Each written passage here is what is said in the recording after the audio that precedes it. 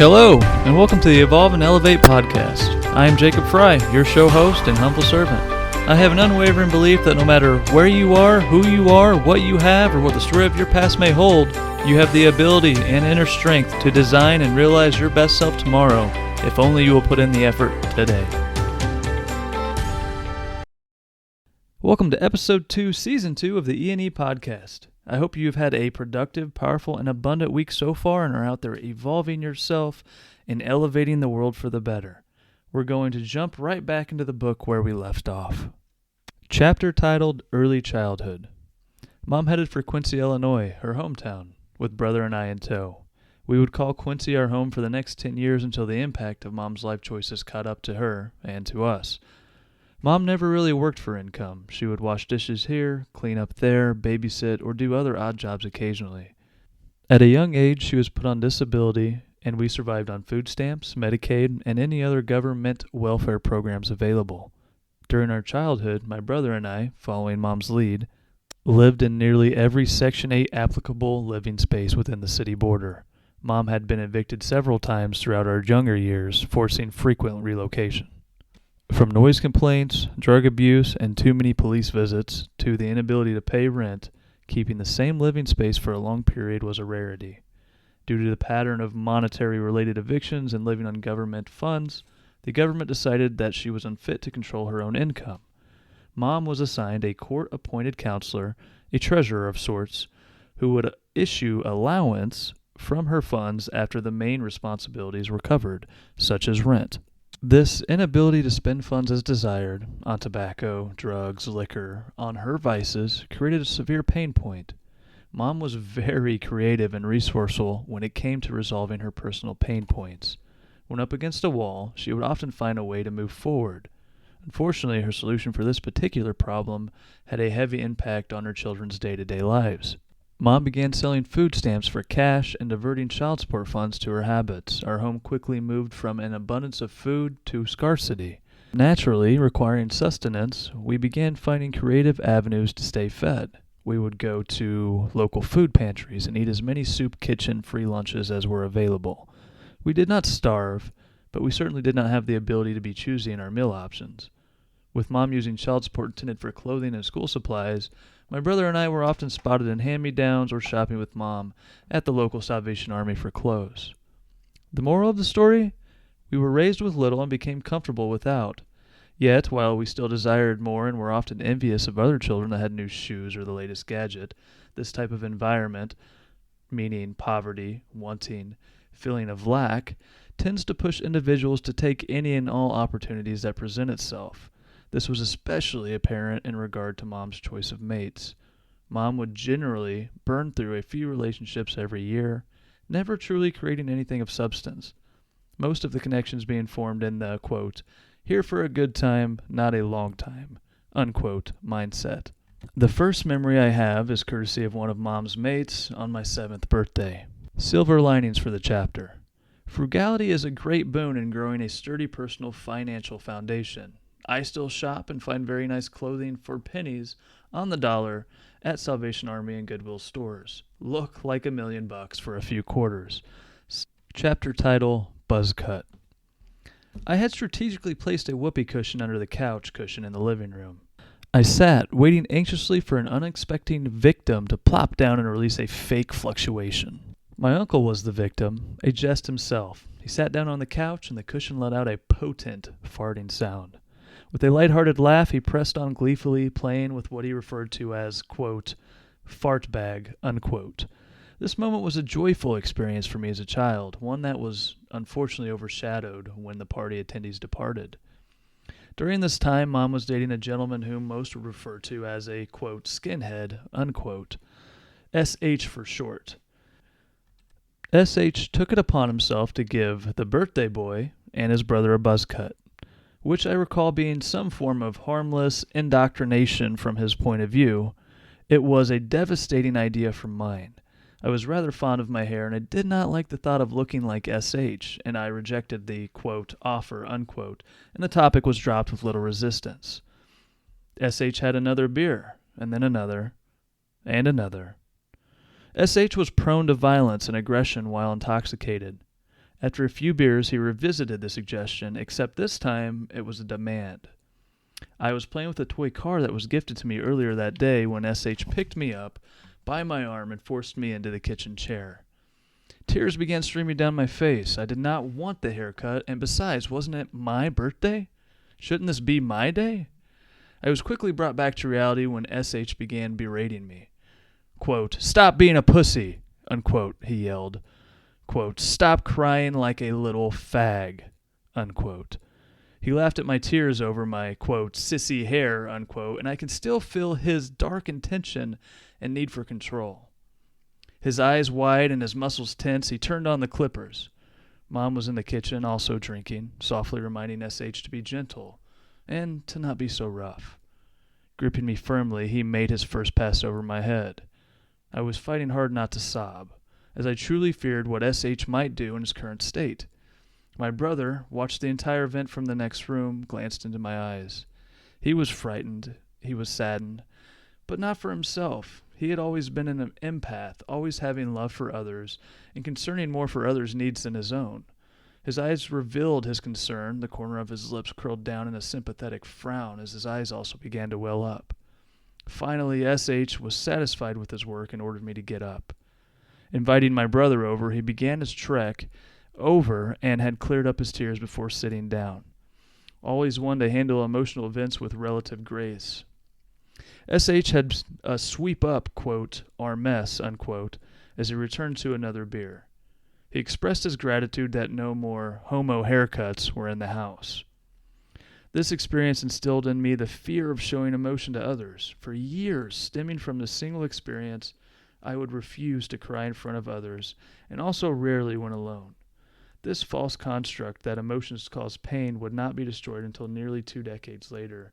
In full transparency, fleshing out this scene to paper and accepting this truth is one of the more emotional experiences of my life to date. Unfortunately for us, as well as Mom's stability, the men in her life never really raised the bar S.H. set. Silver linings for the chapter. I learned how to exert control over my emotions during this experience. That has been a helpful tool throughout life, from controlling anger when someone is instigating to controlling excitement when negotiating a vehicle purchase. Control of our emotions is a great boon. Chapter titled, Drugs Are Bad. A year or so later, Mom met Vietnamese twins. V1 and V2 were their names. For a while, they both lived with us, rent-free, of course. The twins were quite literally professional con artists, always seeking to hustle, rob, steal, and deal for $1. They were both excellent pool sharks, and as a young child, I thought their personal pool sticks were the coolest thing since bagged chips. On 1 or 2 occasions, I had the chance to watch them play pool for cash bets at a local bar. They would intentionally play bad and lose at a low-wagered game or 2, and when someone worked up the confidence to bet big, they would run the table. After long nights of bar hopping with their pockets full of cash, they would retire before their, quote, jobs, unquote, the next morning. I must admit there is one thing these two had over all the other, quote, men, unquote, in Mom's life, and that was their work ethic and relentlessness. Mom dated V1 for quite some time. He was a serious drug addict, his favorite drug to abuse being crack cocaine. He and Mom would spend numerous days smoking and just zoning out in the apartment. It was the strangest thing to witness as a child. They would sit there stone-faced, picking at the kitchen table or floor, seeming to endlessly pursue some thought just beyond their grasp. Their habit cost serious cash to sustain, and coupled with V1's gambling addiction, household funds were often in extreme fluctuation. One week they would be worry-free, and the next arguments galore as they figured out how to get a, quote, fix, unquote. V1 eventually expanded his horizons into meth manufacturing. He set up a makeshift lab in Mom's basement. Mom had a cellar under the apartment we were in at the time. I remember stumbling upon a table in the cellar that was surrounded by empty cold medicine boxes and hosted several different pieces of lab equipment.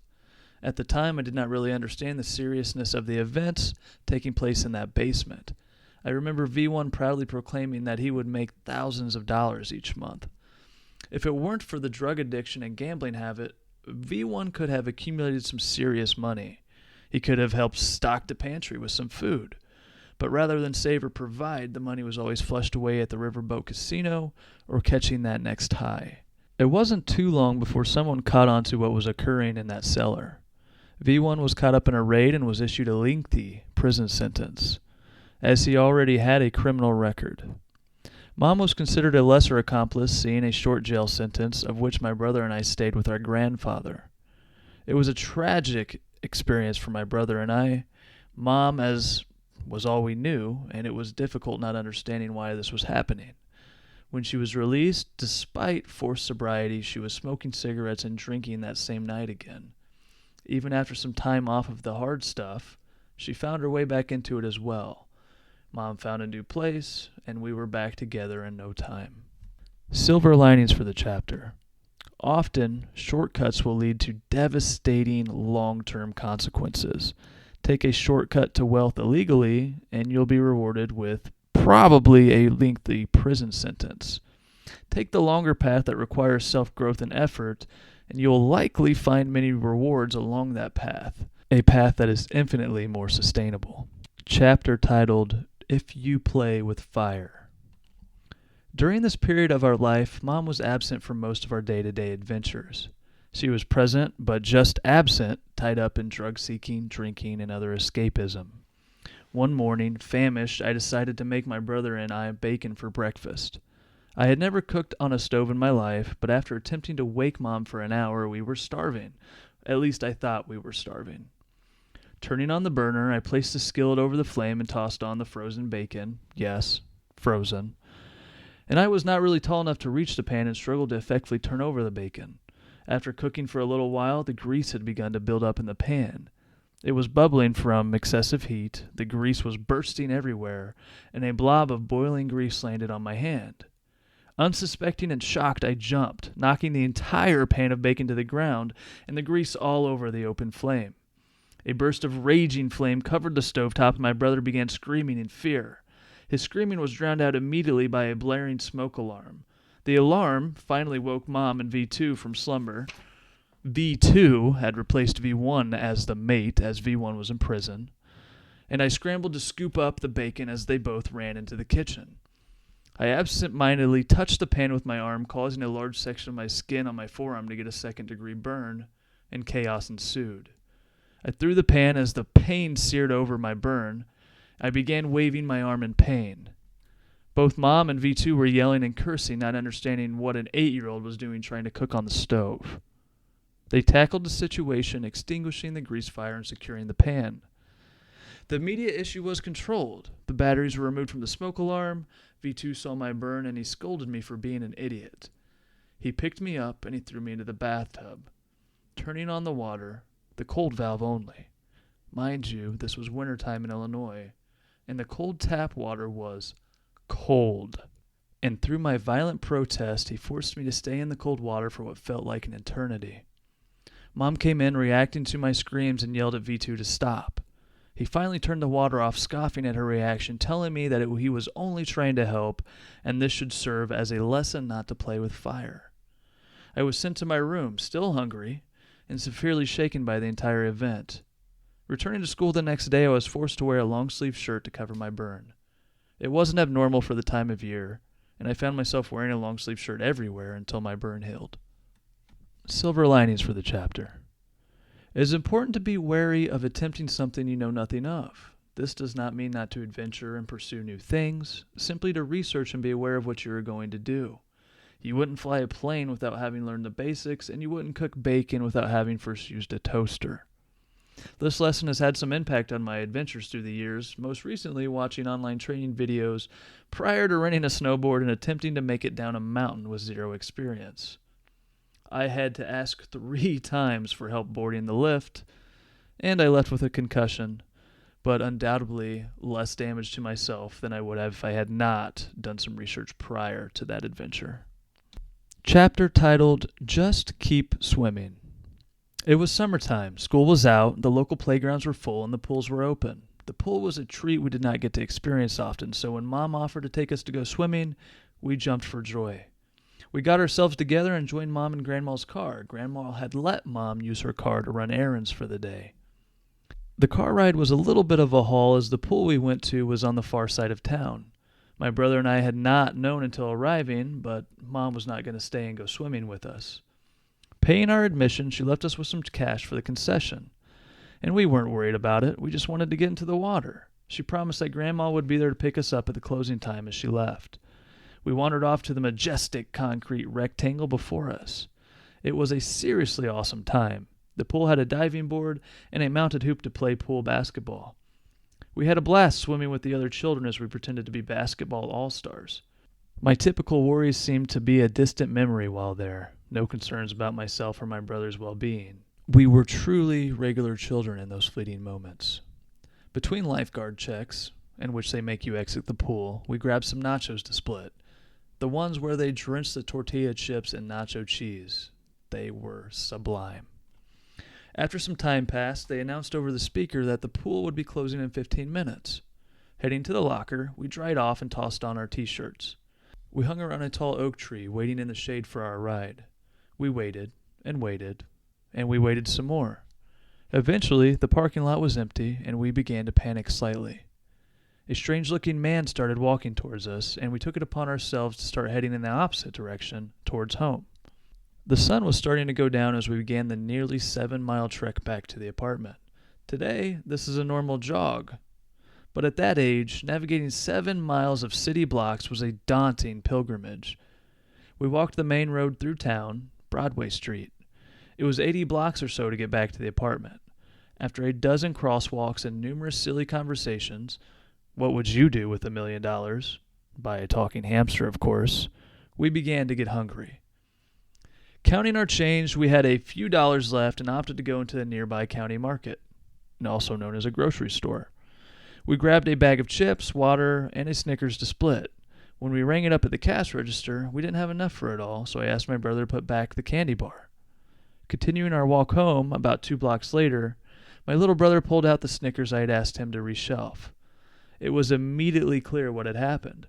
We were both young and naive. I began to panic. I pictured us getting arrested and never seeing Mom again. Oh crap, I thought. We're going to go to prison. I looked at my brother and went on a tangent about how we could end up in a place we went with Mom to visit V1. He began to cry, scared in submission by his big brother's words and amplified by his already peaked level of adrenaline as a child pocketing a candy bar from a grocery store. It wasn't until later in life that I understood he was genuinely trying to help our situation, and he took the bar out of love.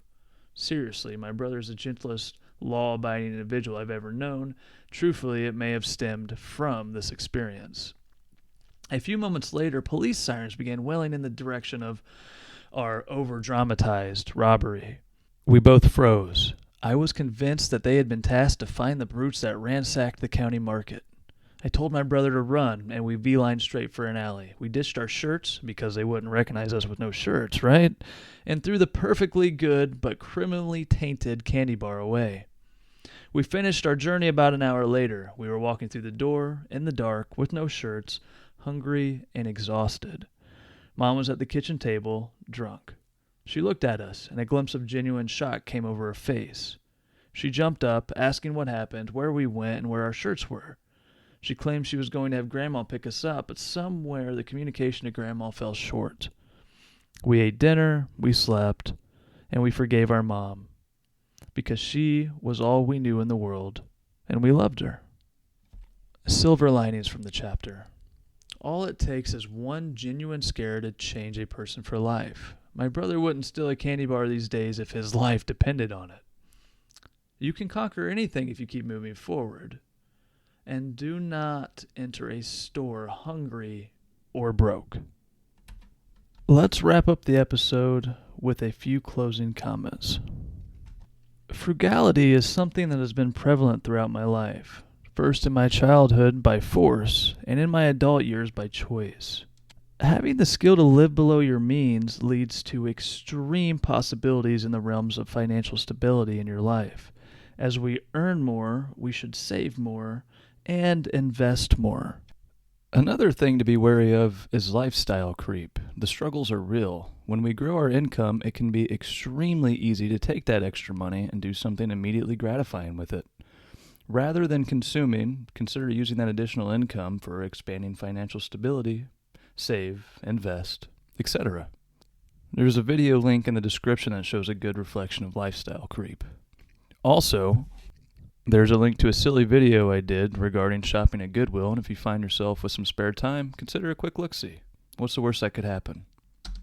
Reverting back to the Buzzcut chapter, the ability to control our emotions despite external turbulence is truly powerful. Self-control, as James Allen stated, is strength.